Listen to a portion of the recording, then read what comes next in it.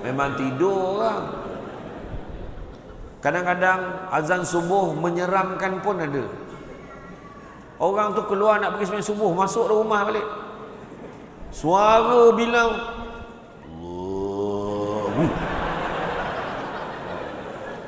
apa hal macam tu kan? Macam takut kawan tu baru melangkah, baru nak sampai selipar. Hal pula kan? Iya. Kadang sedih je Bilal, bukan sinilah, tempat lain. Bilal tak berapa terdaya, tengok orang tak ada. Allah Akbar, Allah Akbar. Allah, penat betul dia. Yang seorang tu pula baru sampai tinjau dekat tingkap. Tak ada orang. Ini mau aku jadi imam. Langsung balik dia. Itu ada. Kan ramai kan. Sistem kekeluargaan Islam. Mengaji Quran sama-sama. Betul, mengaji Quran. Kemudian bila nak makan tu baca doa. Ayah hanya sebagai ketua keluarga, alung, anak yang sulung alung, baca doa. Ayah huzur, bergurau pula ayah. Sallallahu rasulahu bil huda wa dinil haqqi liyuzhirahu ala dini kullihi walau karihal kafirun walau karihal musyrikun walau karihal muslimun. Subhanaka la ilma lana illa ma 'allamtana innaka antal alimul hakim. Rabbi shrah li sadri wa yassir li amri wa hlul 'uqdatam min lisani yafqahu qawli. Terima kasih banyak saya ucapkan kepada tuan pengurusi acara yang berhormat Datuk Dr. Haji Abdul Rahman bin Haji Ismail, Timbalan Menteri Industri Makanan, Komoditi dan Pembangunan Wilayah Sarawak, Merangkap Ahli Dewan Undangan Negeri N79 Bukit Kota Limbang, yang berbahagia Encik Supri bin Haji Awang Said, Pengarah Unit Transformasi dan Inovasi Jabatan Premier Sarawak, yang berusaha Tuan Haji Sulaiman Enggal, Pegawai Daerah Limbang, Merangkap Pengurusi Jawatankuasa Tetap Perayaan Islam Daerah Limbang JTPIL. Itu juga yang berusaha Saudara Sofian Mohad, Wali Kota Majlis Daerah Limbang. Yang dihormati Al-Fadhil Ustaz Awang Abdul Rahim Awang Rosli, Pegawai Agama Islam bahagian Limbang. Seterusnya tidak dilupakan juga ketua-ketua jabatan, ketua-ketua masyarakat, tuan-tuan imam, ahli jawatankuasa tetap perayaan Islam daerah Limbang, muslimin muslimat, tuan-tuan dan puan-puan terhormati Allah sekalian. Alhamdulillah, syukur sangat-sangat kerana dengan limpah dan izinnya dapat kita bersama-sama pada malam ini, yang mana Nabi sebut barang siapa yang mengikuti jalan-jalan ke majlis ilmu, maka Allah akan anugerahkan kepadanya jalan-jalan ke syurga. Amin. Jangan lupa hashtag pergi syurga balik hari. Alhamdulillah malam ni ramai ni. Saya tengok ni kalau tak silap lah, kurang-kurang 30,000 tak kurang. Ramai betul. Malam ni semua datang sebab bukan nak tengok Samsul Bat, tapi datang sebab majlis ilmu lillahi ta'ala. Sedangkan lidah lagi tergigit. Itu tajuk dia. Bak kata orang, saya ni kalau dalam berceramah, kadang-kadang apa yang saya cakap tu kadang-kadang maksud dia lain daripada apa yang nak disampaikan. Al-maklumlah datang daripada Negeri Sembilan. Kata adat banyak kiasan, ditunjuk dia tetapi bukan. Bergulung pendek, panjang direntangkan. Memang takkan faham kalau tak direnungkan. Jadi kadang-kadang maksud dia bila satu cakap tu kadang ada unsur-unsur sindiran tu kenalah terima kan.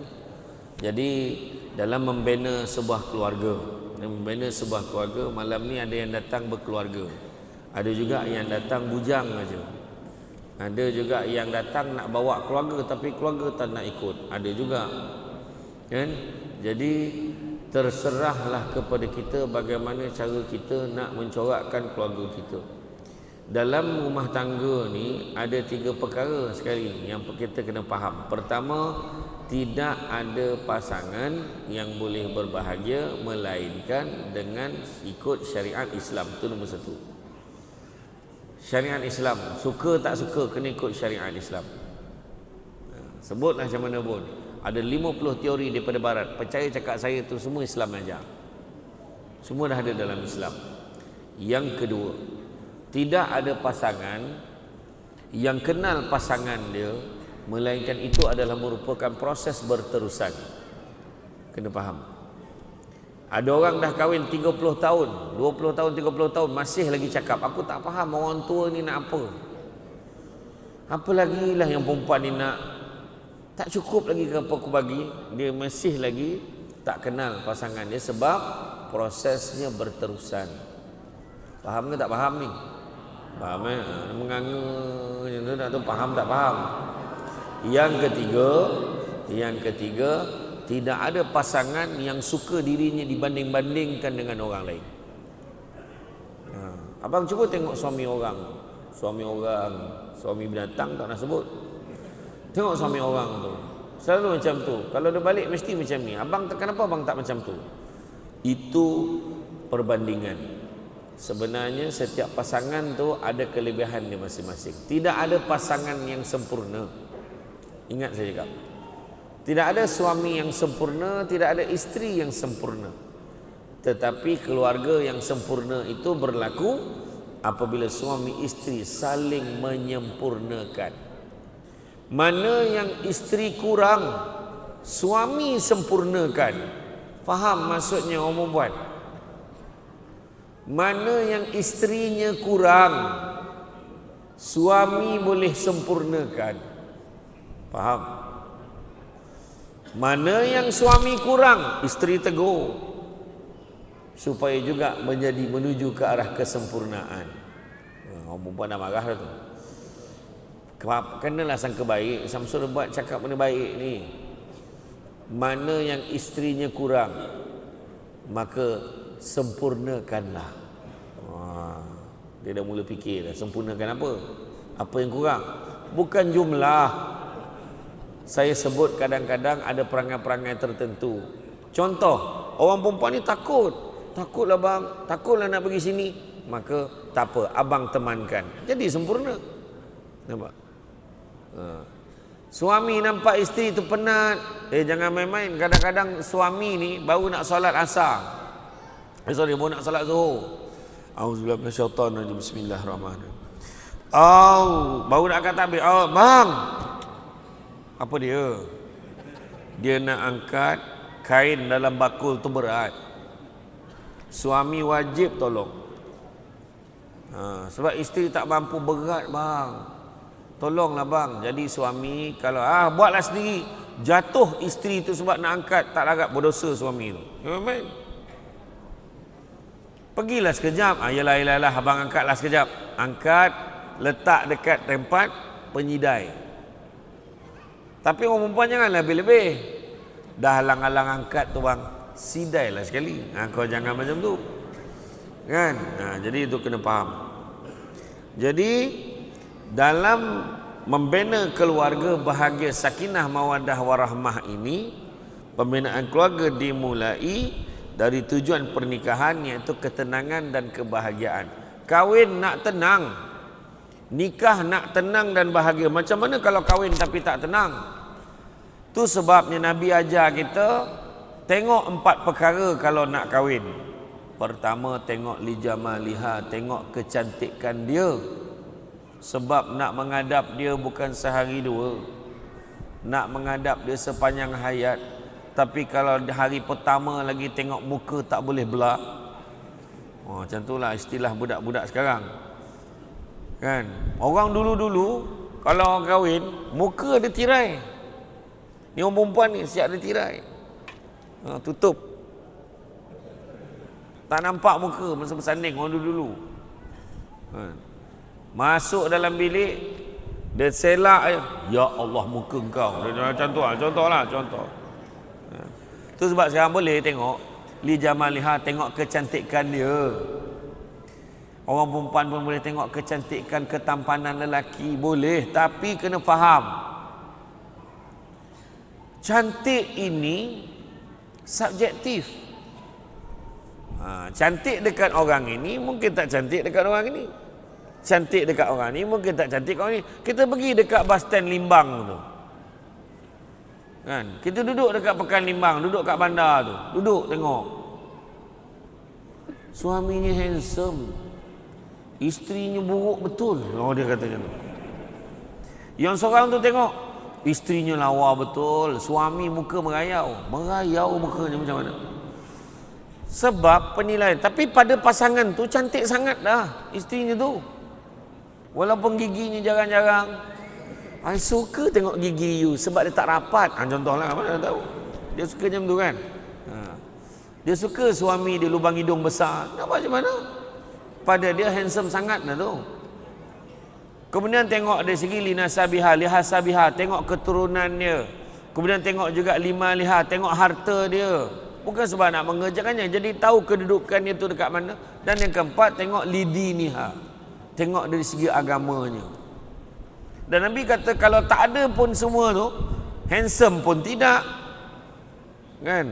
Handsome tidak, kaya pun tidak, kan? Keturunan pun bukan keturunan yang baik-baik. Contohnya, muka tak lawa, duit tak ada, keturunannya, contoh minta cakap, maknya dulu kerja dekat tempat yang tak baik lah, malah nak cakap lah, saya tak nak sebut lah, kerja tak elok, bapaknya pencuri, penyamun, contoh kan, adik-beradik dia semua punya pecah rumah, ni isak dadah abang dia, dah tak ada yang baik-baik, dia je, kita nak kat dia. Tapi Nabi pesan paling tidak tengoklah lidiniha, tengoklah juga pada agamanya. Sebab dengan agama, muka tak lawa boleh hejaz. Harta tak ada mungkin dengan tingkat ketaatan pada Allah dan Rasul, keluarga tu murah rezeki. Kan? Murah rezeki. Dan begitu juga walaupun keturunannya tak baik, tapi mungkin dengan perkahwinan itu dia dapat membentuk generasi keturunan yang baik-baik. Itu mustahak tu. Kan? Itu sebab kadang-kadang nak kahwin kita tanya, kau kerja mana? Kan? Kerja mana kita? Kan? Macam-macam tanya. Gaji berapa? Ni kereta pinjam ke sewa? Kan? Duit berapa banyak dalam bank? Semua tu dunia tu. Ayatnya. Dunia. Duit bukan segala-galanya, tapi segala-galanya nak pakai duit sekarang. Kata. Bukannya tak boleh, tapi paling penting tengok agama dia. Sekarang saya baca satu ayat, kamu tolong sambung. Oh, macam tu. Oh, betul. Kahwin dengan anak imam, memang main. Imam pun tanya, 3 budak lelaki datang rumah dia, nama kamu siapa? Nama saya Ahmad Duha, pakcik. Kamu baca surah Duha. Dia baca. Wadduha walaili iza saja sampai habis. Bagus. Kamu nama siapa? Nama saya Anas, pakcik. Kamu baca surah An-Nas. Senyum budak tu, pendek aja. Qul a'udzu birabbin nas, malikin nas, ilahin nas. Budak yang ketiga tu dah berpeluh. Nama dia Yasin. Matilah aku. Kenapalah bapak aku bagi aku nama Yasin ni, Allah. Kamu nama siapa? Terus terang pakcik, nama saya Yasin, tapi mak ayah saya panggil saya Qul Allahu Ahad. Menipu. Nampak sangat menipunya. Agak-agak lah kau nak menipu pun. Macam tu lah. Tengok di segi agama dia. Bila dia masuk semayang, kan, supaya dia jadi imam. Itu sebab bangun pagi penting orang perempuan ni, kan? Orang perempuan ni suami isteri. Kadang orang perempuan saya perhati ramai, banyak aduan saya dapat. Orang perempuan kalau bangun pagi subuh dia selesaikan nyawa dia je. Dia je semayang subuh. Al-maklumlah subuh di Limbang ni awal betul. Pening kepala aku pagi tadi. Awal betul subuh ni. Kan? Rupanya pukul 6 tu, 6 lebih tu dah nampak langit dah. Terang. Cantik betul masjid ni. Bayangkan. Orang perempuan tu lah bangun pagi, dia ambil wuduk, dia solat sendiri dengan telekung dia.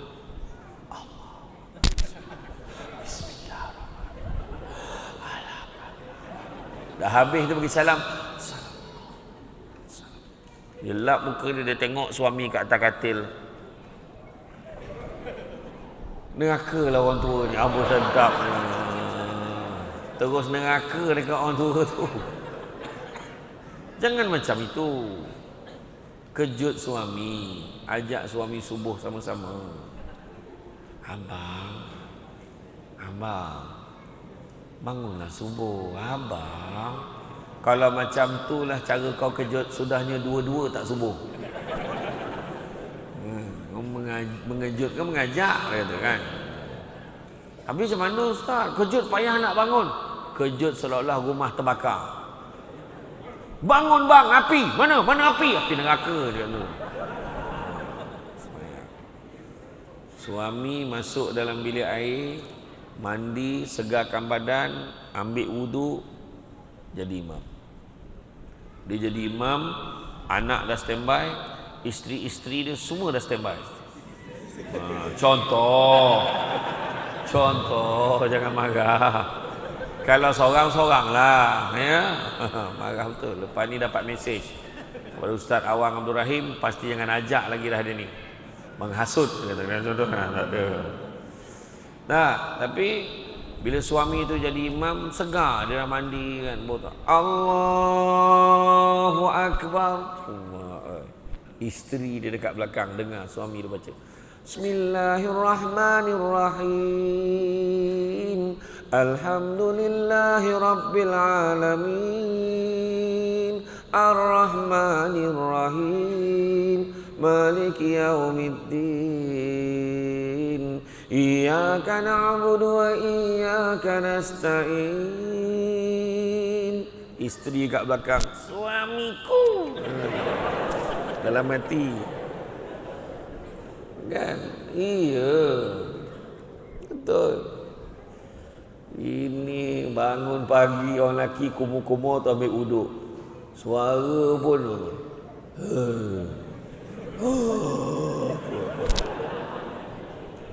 Al-Maklum nak subuh sebelum pukul 5. Bismillahirrahmanirrahim. Amin. Pati senyap. Senyap sunyi. Yang anak apa sah senyap pula bapak ni. Yang bini kat belakang membuta dah waktu ni. Langsung isteri dia. Walaupun dah habis Fatihah dia. Tidur. Masalah tu. Kan? Jadi ingat, ketenangan dan kebahagiaan. Dan disebutkan dalam surah Ar-Rum ayat yang ke-21, disebutkan wa min ayatihi an khalaqalakum min anfusikum azwajan litaskunu ilaiha wa ja'ala bainakum mawaddatan wa rahmah inna fi dzalika laayatil liqaumin yatafakkarun. Yang mana maksud dan di antara tanda-tanda kekuasaannya ialah dia menciptakan untukmu isteri-isteri dari jenismu sendiri, memang dah jenis kita dah, supaya kamu merasa cenderung dan merasa tentram, sakinah. Dan dijadikan di antaramu rasa kasih dan sayang, mawaddatan warahmah. Sesungguhnya pada demikian itu benar-benar terdapat tanda-tanda bagi orang yang berfikir. Dengan mawaddah kasih sayang untuk memenuhi syahwat suami isteri akan melahirkan mengembangkan suriat. Kasih sayang, cinta mencintai. Sampai hari ini kita kena bercinta. Sampai 10 tahun, 20 tahun mesti bercinta suami isteri. Kan?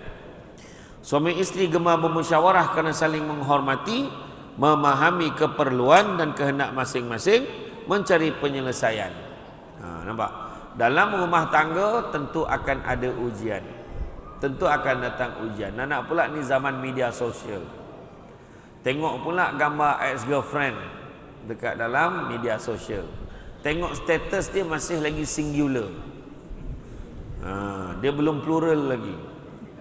Dia belum kahwin lagi. Kita pun tanya, Akum, Assalamualaikum, buat apa tu? Buat apa tu?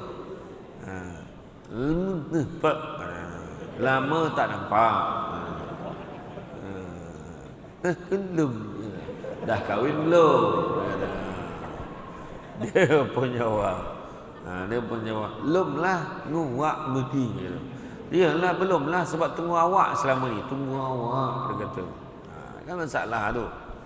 Jadi sebenar-benarnya dalam rumah tangga ni ujian memang akan ada. Tapi kita kena kuatlah, kita kena kuat. Dan kunci keluarga bahagia ni, suami isteri perlu memberi perhatian yang tinggi terhadap keluarga agar mampu membawa kejayaan dunia dan di akhirat. Apakah kunci-kuncinya? Yang pertama, kunci rumah. Yang kedua, kunci pejabat. Yang ketiga, kunci kereta.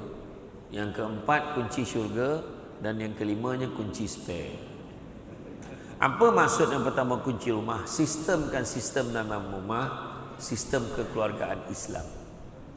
Bangun pagi solat sama-sama, lepas tu mengaji Quran sama-sama, bawa anak pergi masjid, lazimkan anak pergi masjid. Itu sebab saya suka dapat ceramah dekat Masjid Jannatul Firdaus ni. Ni adalah Masjid Jannatul Firdaus, syurga Firdaus. Dan saya difahamkan setiap hari memang macam ni lah ramainya. Cara kau gelak tu tak adalah tu dia. Bawa anak-anak muda ni. Buat pertandingan azan. Biar anak-anak muda ni datang, dia akan gantikan Bilal. Bukan suruh ganti sekarang. Kecil hati Bilal. Tak, maksudnya standby. Anak-anak muda ada. Buat pertandingan azan. Pertandingan azan kategori subuh dengan kategori maghrib. Dia ada beza.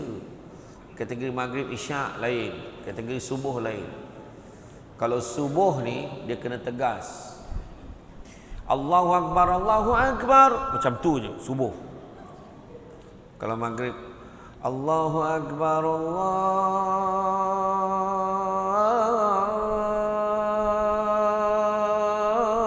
Akbar. Macam tu maghrib. Bagi masa yang main bola tu berlari balik. Kalau maghrib, asyhadu an la ilaha illallah.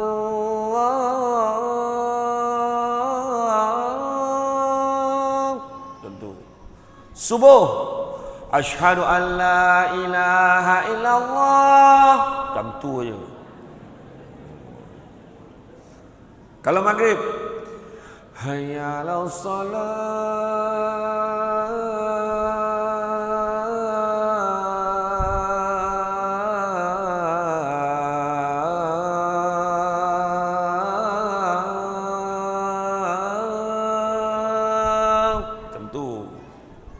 Subuh, hayya 'alas salah. Macam tu je.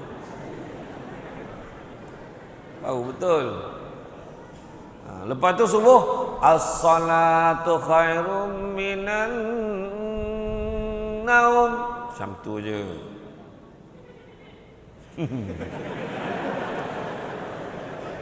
Wah, kau gelak dulu ni bahaya ni.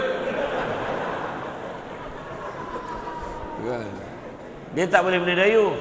As-salatu khairum minan naum.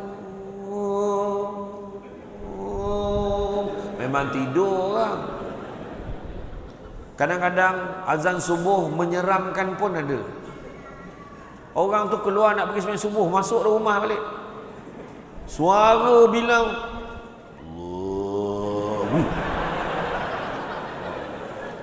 apa hal macam tu tu? Macam takut kawan tu baru melangkah, baru nak sampai selipar. Hal pula. Iya. Kadang sedih aja Bilal, bukan sinilah tempat lain. Bilal tak berapa terdaya, tengok orang tak ada. Allah Akbar, Allah Akbar. Allah, penat betul dia. Yang seorang tu pula baru sampai tinjau dekat tingkap. Ini tak ada orang. Ini mau aku jadi imam. Langsung balik dia. Itu ada.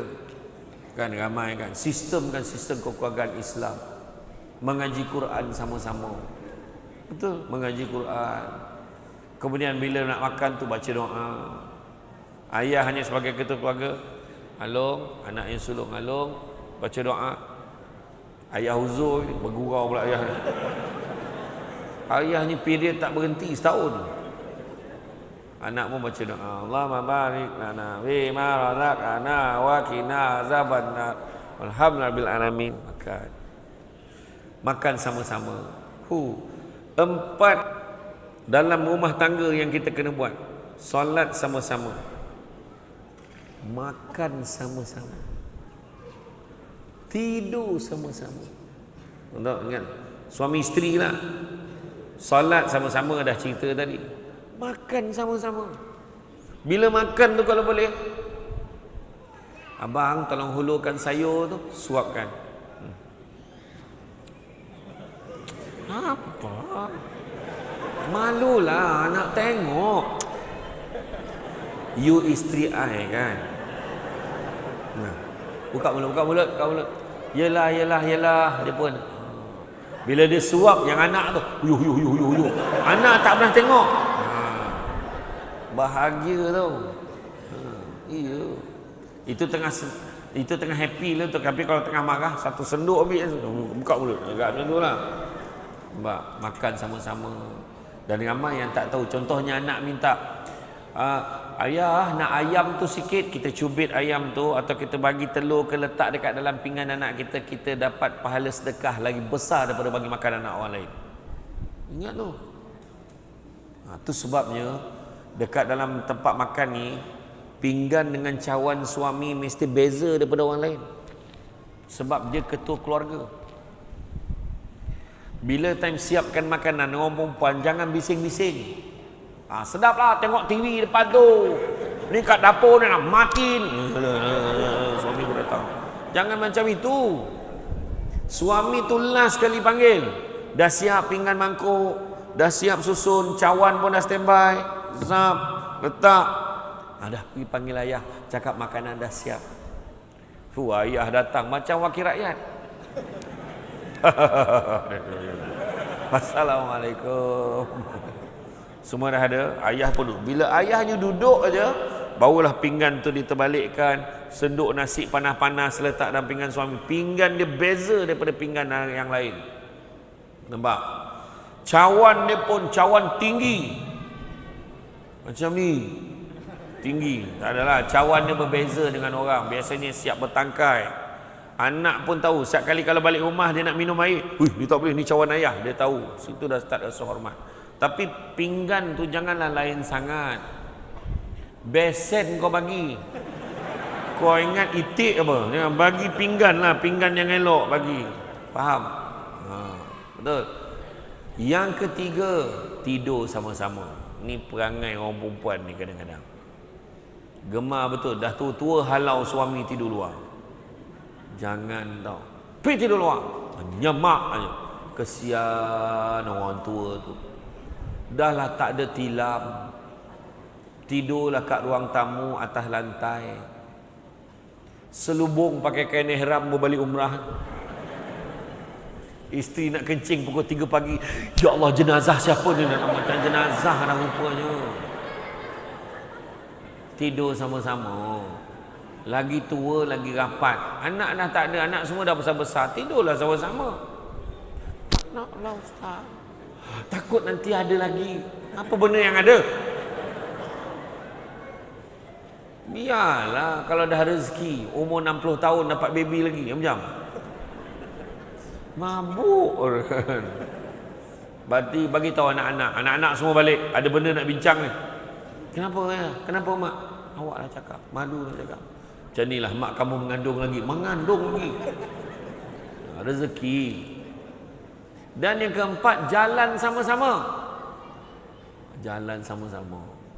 Malam anak dah tidur, kunci pintu.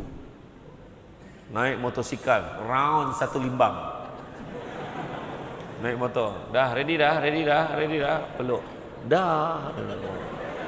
Bawa jika engkau minta intan permata tak mungkin ku mampu. Daripada belakang, tapi sayangkan ku capai bintang dari langit untukmu. Sampai dekat roundabout Kebau tu.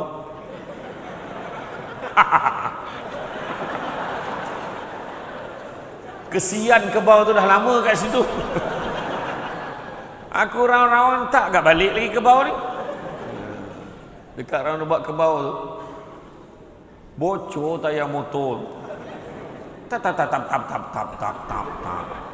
Aduh, bocor. Dah dia marah. Awak lah ni berat sangat. Dia marah isteri dia. Mana dia tahu? Turun. Bayangan dah. Tolak ni. Tolak motosikal. Yang bini dekat belakang dengan helmet di jalan. La ilaha illallah, jauh. Tak adalah jauh sangat, dalam 20 km macam tu. Lama kelamaan sudahnya dia dah mula buka helmet. Dah buka helmet sudahnya dia buka tudung. Rambut kembang dia macam tu. Ikut dalam belakang. Lalu dekat taman perumahan dia, lalu dekat kampung tu jiran-jiran semua nampak, langsung tutup tingkap. Kotak tutup. Esok pagi orang tu tegur suami dia. Malam tadi engkau ke yang tolak motosikal tu? Aku. Kenapa? Kau hati-hati. Kenapa pula? Aku tengok ada lembaga ikut kau. Tu bukan lembaga, tu bini aku. Dia kata. Dia kata. Itulah kan. Jalan sama-sama. Pergi berjalan. Menyaksikan keindahan. Saya suka tengok. Saya petang tadilah yang paling seronok daripada hotel. Seronok saya tengok pemandangan dengan hujan. Tengok redup limbang ni cantik betul. Maknanya kena panggil lagi. Macam itulah kan. InsyaAllah. Ya. Jadi kunci pertama tadi, kunci rumah. Sistemkan keluarga ikut sistem kekeluargaan Islam. Kunci yang kedua, kunci pejabat. Apa maksud kunci pejabat? Maksud kunci pejabat, carilah rezeki yang halal. Carilah rezeki halal kerana Nabi pesan, carilah rezeki yang halal kerana sesungguhnya yang halal itu cukup buat kamu. Nabi pesan. Hidup kita mungkin tak kaya. Tapi percaya cakap saya. Hidup dalam dunia jangan cita-cita nak jadi kaya. Samsul Debat beli baju ni pun murah aja. RM35 saya beli dekat Seremban. Saya tengok dekat pasar raya sini tu pun tadi jenama yang sama RM82. Punya azab aku nak beli baju. Sini bergambar. Aduh, mana tempat aku nak pergi ni. Kan? Yalah, limbang taklah besar sangat tapi seronok saya. Saya makan aiskrim tadi sedap. Saya tadi tengok harga RM82. Boleh diskaun? Boleh. Diskaun RM2. RM2 diskaun. Tak apalah. Saya tidak nak beli baju lain. Tapi cantik baju tu. Nantilah. Tapi tak apa. Walaupun harga RM35, walaupun baju biasa, Allah membeli menang memakai. Walaupun kita beli murah tapi kita suka dengan warnanya, kita suka dengan rupa keadaan dia, cukup. Jangan sibuk nak kerja kaya. Sebab kalau kaya, berapa baru kaya? Manalah tahu tiba-tiba Datuk Haji Abdul Rahman malam ni buat pengumuman. Contoh. Dengan ini saya happy sangat Samsul Debat datang. Dengan ini saya umumkan kepada semua yang hadir malam ni, kita akan bank in dalam akaun masing-masing RM100,000 setiap seorang. Contoh. Jangan kau tuntut tau, ni contoh je. Tapi khusus untuk mereka yang duduk dalam saja. Yang duduk kat luar kat tu tak pakai. Tu tak dapat. Yang duduk dalam saja. Contohlah. Saya nak tanya, RM100,000 dah kaya belum? Dah kaya belum RM100,000? Belum. Tengok. Tapi pada setengah orang, RM100,000 tu banyak dah. Saya teringat waktu bila Perdana Menteri, tak kisah Perdana Menteri tahun bila pun, bila dia buat pengumuman, bagi menghargai jasa penyawat awam, dia kata, diumumkan bonus insentif keuangan sebanyak RM700. Diumum 700. Yang seorang tu cakap, baik tak payah. Yang seorang tu kata. Yang seorang, bolehlah. Daripada dulu 500 dapat 700, bolehlah. Yang seorang tu berlari terus pergi kat mesin ATM tu, dia cucuk. Tak ada pun, belum lagi baru umum. Tapi nak tunjuk, dia seronok dengan 700 sebab dengan duit itu dia rasa dia dah banyak dah duit. Dia boleh beli kasut sekolah anak dia, dia boleh belanja keluarga dia makan. Contoh. Betul. Jadi tu sebab kalau kaya subjektif, jangan sibuk nak mengejar kaya. Sebab Nabi ada sebut, anak-anak Adam kalau diberikan 2 lembah emas, nescaya dia akan minta lembah yang ketiga. Tak pernah cukup. Tu sebab jangan sibuk nak kejar kaya. Bersyukurlah duduk di Limbang walaupun hidup kita serba sederhana, sebab tak ada apa. Saya seronok dekat sini sebab dekat sini tak ada yang jauh. Ceramah ni jauh tak? Dalam 10 minit jugalah. Bayangkan 10 minit jugalah, macam jauh sangat 10 minit tu. Macam tu. Macam saya pergi Brunei lah. Saya pergi Brunei dulu. Kan ada orang Brunei sini. Mana orang Brunei yang datang hari ni? Ada orang Brunei yang datang? Ada? Tak mengaku pula dah. Saya pernah dulu pergi di Brunei, sampai dekat airport Brunei tu saya tanya, jauh ke daripada airport ni nak pergi ke UBD, Universiti Brunei Darussalam? Jauh juga, dalam 15 minit macam tu. 15 minit jauh. Kau bawa dia naik kereta daripada Limbang pergi Kuching, tengok macam mana? Meninggal dalam kereta tu. Punya jauhnya berapa jam? Berapa jam? Kan, Datuk Sri Fadilah tadi pun saya mesej dia. Datuk Sri, macam petang malam ni boleh lepak sama? Tak boleh, saya dah habis ni kan, saya terus pergi KK, dia kata kan. Macam tu lah. Kita jangan sibuk kerja kaya. Sebab Nabi sebut, anak-anak Adam bagi 2 lembah emas, dia kan minta lembah ketiga. 2 lembah emas. Tak cukup banyak ke? Banyak. Tapi pada orang yang dah ada, belum tentu lagi banyak. Dulu kita pernah sebut, aku kalau dapatlah duit 10,000 ni, aku tak payah fikir apa dah. Nak sangat duit KWSP tu, contoh. Kalau dia dapat, habis. Habis. Duit banyak mana pun akan habis. Betul tak? Tak pernah cukup. Tetapi Nabi juga sebut, cari rezeki yang halal, sesungguhnya halal itu cukup buat kamu.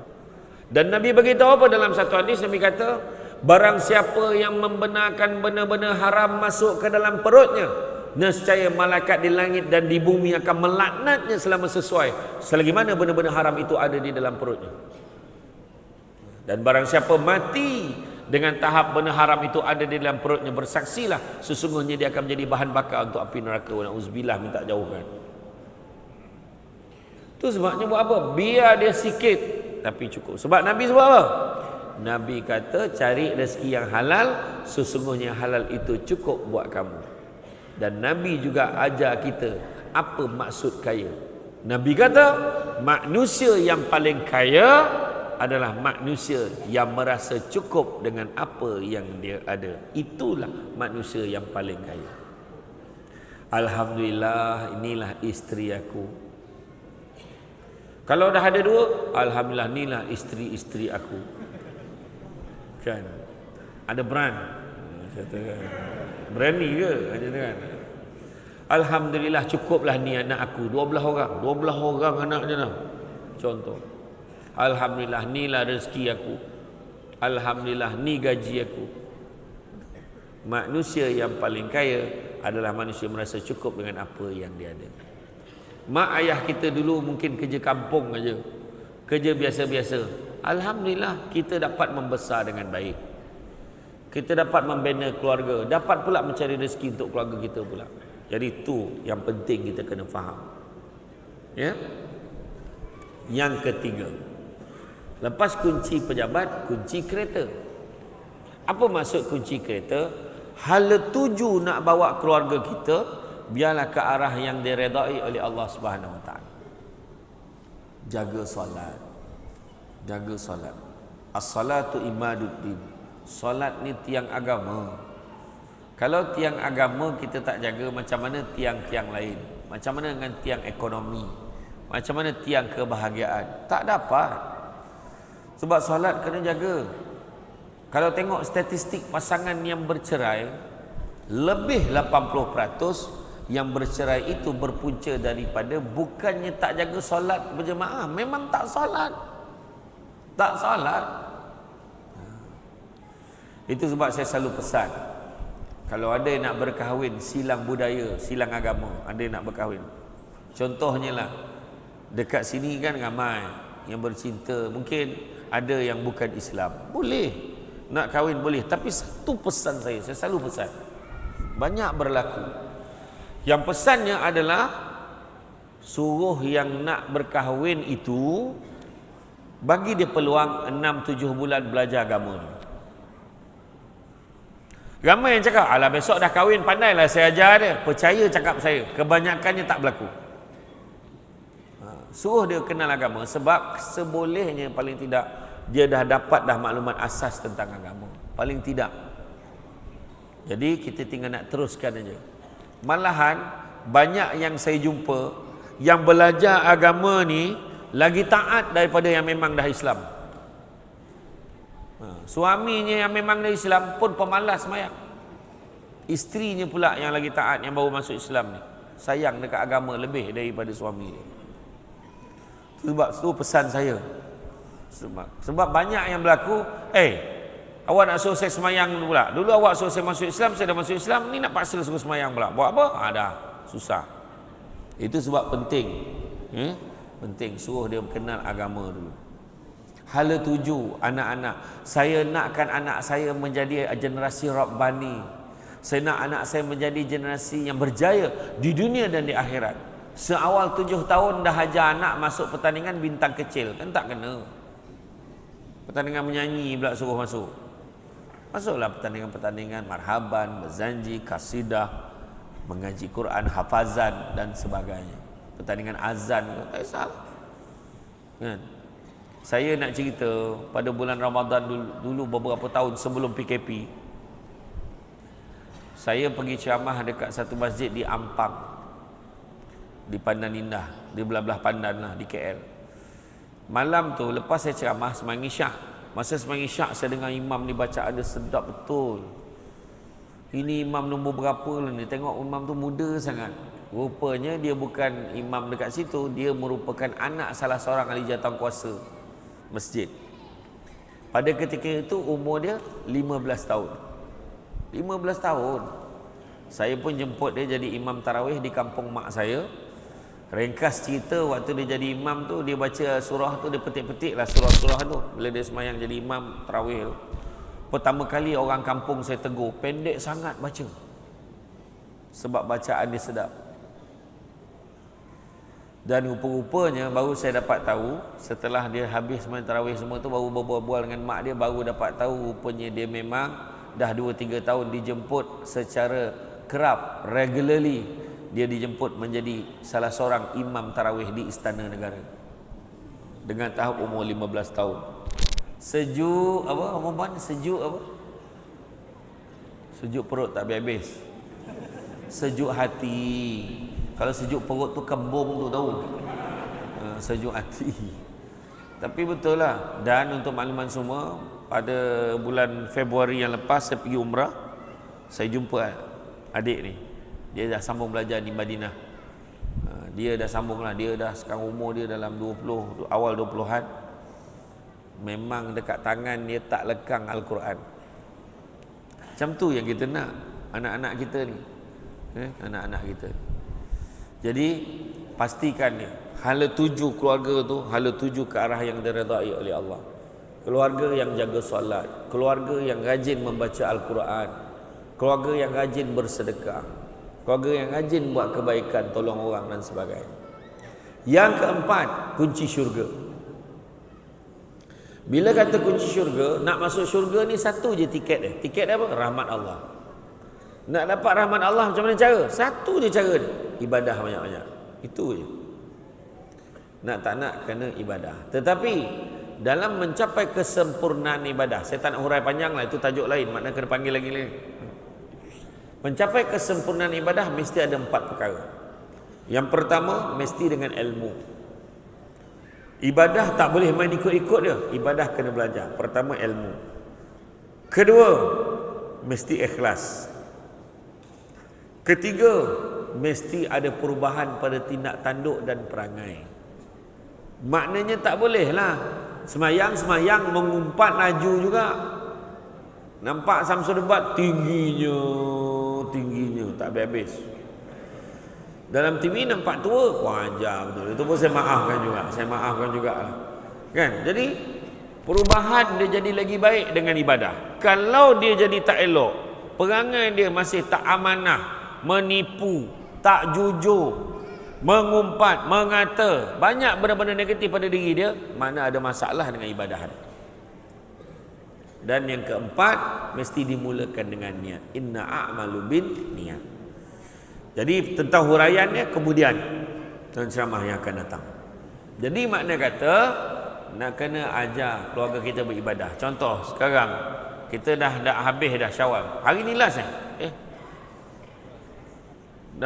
jadi lepas ni kita dah habis dah puasa 6 dah habis. Jom kita buat pula puasa sunat Isnin Khamis. Ajar keluarga kita buat macam. Orang perempuan tak apalah, saya puasa Isnin je lah ustaz. Hari Khamis takut penat, banyak kerja kan, sampai malam kerja. Yang faham-faham, tak faham sudah. Jadi mana kata buat. Jangan kita tak buat. Ajar keluarga kita beribadah, ajar keluarga kita bersedekah, ajar keluarga kita buat benda-benda baik. Dan yang kelima, kunci spare. Apa maksud kunci spare? Kunci dalam rumah tangga bukan ada satu. Suami ada kunci, isteri ada kunci, anak-anak ada kunci. Maka dengan kunci yang ada, mainkanlah peranan masing-masing. Kita tidak boleh membiarkan, ini kerja orang perempuan, pandai-pandai lah dia dekat rumah.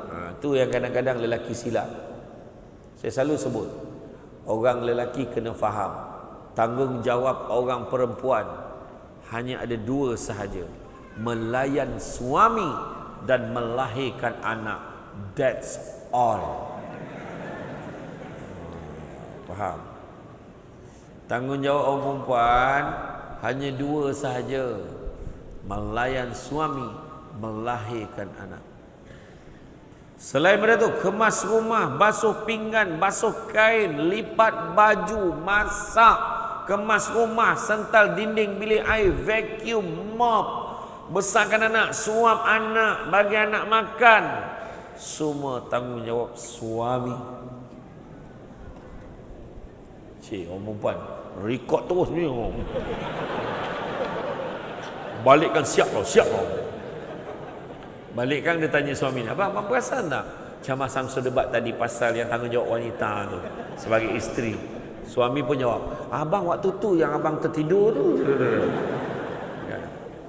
Jadi sebenarnya itu adalah tanggungjawab isteri dan tanggungjawab suami. Selain daripada itu, cuma orang lelaki kena faham, kita bekerja cari rezeki, maka isteri dengan penuh rela hati menanggung tugas kita tu. Dia tolong laksanakan, kemas rumah, besarkan anak, suapkan anak. Maka suami kena berterima kasih pada isteri yang telah berkorban untuk jaga anak dan buat kerja-kerja rumah. Itu sebab saya kalau balik saya cakap, makasihlah isteri abang, masak macam ni, sedap, kemas rumah. Abang pun tak terbuat macam ni. Allah, isteri syurga abang. Saya sebut, wallahi saya kata, saya sebut dengan isteri saya, isteri syurga abang. Macam balikkan kalau dia buat, dia ikut aku lah tu.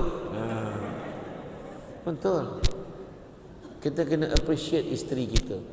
Kalau isteri kita nampak penat je balik kan, kita sampai kat rumah, kita pun pegang tangan isteri kita, ya, dah pergi masuk dalam mandi, tak apa, dia tengah basuh pinggan, biar abang sambung. Suami sambung. Imam satu Masjid Jannatul Firdaus. Ini contoh. Terus basuh pinggan ni, dengan jubah tak buka lagi, dengan kopiah. Abang, saya nak tanya perempuan, suka tak kalau suami macam tu? Suka tak? Kau suka suami basuh pinggan ke? Kau suka suami imam? Kau cakap? Dia suka suami macam tu. Ataupun suami balik, yang baju air kopi, kita minum sama-sama. Ni abang ada bawa balik kuih ni. Abang bawa balik kuih? Kuih lambang kasih sayang kita. Kuih apa yang abang bawa? Kuih couple. Kuih couple? Mana ada kuih couple? Dia pun tinjau dalam tu, rupanya kuih cakoi. Kan dia couple macam tu kan, kuih cakoi. Kan? Kuih cakwe kan couple macam tu. Oh, baru tahu tu kuih couple rupanya. Kan, dia siap potong dua zam. Awak ambil satu. Jangan nak makan. Seronok tak? Seronok. Ataupun suami kata, ya, nah, ambil ni, voucher spa muslimah ni. Pergi. Cuci rambut, massage, pedicure, manicure, pergi. Abang, habis anak kita siapa nak jaga? Anak-anak abang jaga, pergi aja. Abang, susahkan abang aja. Tak susah mana pun, abang booking aja, kau bayarlah sendiri. Ngakam kata. Kan? Tak adalah gurau je, abang dah bayar dah. Abang ni kan. Contohlah, betul. Cuba kita buat macam tu. Mesti orang perempuan akan gembira. Hargai isteri kita. Ingat tu. Orang lelaki kena bagi makanan, pakaian. Nabi pesan apa? Seperti mana kamu punya hak ke atas isteri kamu juga punya hak ke atas kamu. Khutbah terakhir Nabi. Seperti mana mereka kan menyempurnakan hak kamu, maka berikanlah mereka makanan, pakaian dan tempat tinggal dalam suasana kasih sayang. Kena bagi dengan kasih sayang. Ya. Balik rumah tu panggil dengan nama manja. Ya, cinta hati abang. Abang, masaklah. Kau tahu kan, abang kalau tak nampak muka isteri abang satu hari, hidup abang jadi apa? Abang, nampak macam tu. Bila balik nampak suami, KPI dia depa. Abang, macam tu. Apa pula gelak pula? Peluk suami, mana yang dapat aja lah. Macam tu je dapatnya. Contoh, suami dah bersemangat badannya, peluk. Menurut Datuk Dr. Fadilah Kamsah, sekali peluk isteri panjang umur 4 saat. Nah, tu dia cakap lah, mana dia dapat tak tahulah kan. Tapi maksudnya yang pastinya peluk isteri sendiri. Kau peluk bini orang pendek umur, main-main. Peluk isteri sendiri, peluk erat-erat, peluk. Tahu? Orang perempuan kalau suami balik jangan salah tanya soalan. Suami balik, baru balik? Memang dia baru balik. Kau tanya kenapa? Jadi kalau suami balik bila tanya, baru balik bang? Tak, baru nak pergi, buta. Kan dia marah tu. Abang nak minum apa? Takkan tak tahu dah 10 tahun, 15 tahun kahwin, takkan tak tahu dia suka minum apa? Tahu tak suami kita suka minum apa? Ini tanya lagi, abang nak minum apa? Kau ambil lah kacang tikus apa kat dapur tu, bawa keluar. Abang, ni, kalau boleh nak bagi suami, bagi cawan siap ada alas. Itu adab. Abang, jemput minum bang. Suami pun ambil lah. Terima kasih lah banyak. Bismillahirrahmanirrahim. Sedap betul air kopi O kau ni. Contoh. Nampak tak? Dan suami balik tu, abang. Lepas tu, iya. Tengok abang pun tahu kan? Nampak? Perasaan. Tengok abang pun tahu. Mesti abang lapar kan? Suami pun cakap, tadi abang memang lapar. Tapi bila tengok wajah isteri abang, hilang lapar. Abang ni macam tu tahu saya tak masak ni. Kau tak masak tu. Orang jat. Jadi dalam rumah tangga juga ada 5 perkara yang kena ada. Pertama, kena sabar. Suami kena sabar dengan isteri, isteri pun kena sabar dengan suami. Pertama. Kedua, syukur. Bersyukur dengan apa yang kita ada. Alhamdulillah aku ada suami yang bekerja, mencari rezeki, membanting tulang untuk keluarga. Alhamdulillah ya Allah, aku syukur aku ada isteri yang boleh masakkan, boleh siapkan makan pakai aku dengan cukup baik ya Allah. Yang ketiga, apa yang kena ada? Hikmah. Percaya kepada hikmah. Apa juga yang berlaku tu pasti akan ada hikmah dalam keluarga kita. Anak kita macam ni. Anak aku ni tak pandai, anak aku ni. Rupa-rupanya waktu kita sakit, anak tu yang jaga kita. Yang keempat, redha dengan setiap ketentuan yang Allah tentukan untuk kita. Jangan merungut. Dan yang kelima, ikhlas dalam hidup kita. Ikhlas ni buat satu perkara tidak mengharapkan ganjaran manusia. Itu penting. Tidak mengharapkan kepengiktirafan manusia tak. Yang kita harapkan hanyalah keredaan daripada Allah Subhanahu Wa Taala. Ya. Jadi insya-Allah bila hidup kita ikhlas, insya-Allah hidup kita akan tenang, hidup kita akan bahagia. Jadi tuan-tuan dan puan-puan dirahmati Allah sekalian. Kesimpulan yang paling besar kita kena faham. Rumah tangga ini bukannya satu keadaan kita boleh mengamalkan dasar pecah dan perintah. Kita hentak, kita paksa buat itu, buat ini sebab kita ketua keluarga. Bukan. Sebenarnya kita kena pandang keluarga ni sebagai satu organisasi yang perlu ditadbirkan. Ditadbirkan mengikut Al-Quran dan Sunnah. Ditadbirkan mengikut apa yang diajar dalam Islam. Ditadbirkan mengikut syariat Islam. Maka itu je cara untuk kita bahagia. Dan bila kita bawa keluarga kita nak menuju ke arah dari Allah, kita pastikan anak-anak kita, keluarga kita mengikut landasan-landasan agama. Mudah-mudahan dengan landasan itu anak-anak kita tidak tersesat jalan dan kita boleh bimbing dia bersama-sama, bawa masuk dalam syurga dan elakkan dia ku anfusikum nara. Elakkan dia sampai terjerumus ke dalam api neraka disebabkan kelalaian kita dalam mendidik anak-anak kita. Jadi tuan-tuan dan puan-puan sekalian, saya rasa cukuplah sekadar itu.